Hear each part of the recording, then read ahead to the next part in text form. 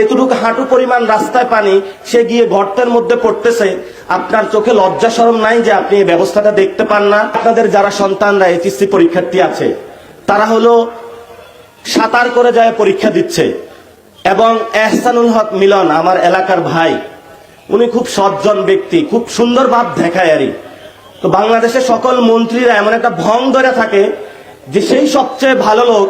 তা আপনি যদি ভালো লোক হন, আপনার একটা সন্তান সাঁতার কেটে পরীক্ষা দিতে যাচ্ছে, এইচএসসি পরীক্ষার্থী, এবং তার সাথে যে মা আছে, বাবা আছে, এতটুকু হাঁটু পরিমাণ রাস্তায় পানি, সে গিয়ে গর্তের মধ্যে পড়তেছে। আপনার চোখে লজ্জা শরম নাই যে আপনি এই ব্যবস্থাটা দেখতে পান না?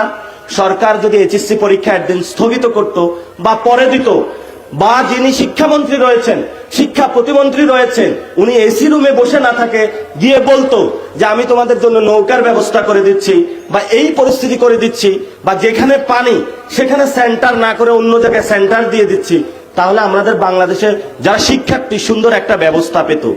কিন্তু এই ব্যবস্থা না করে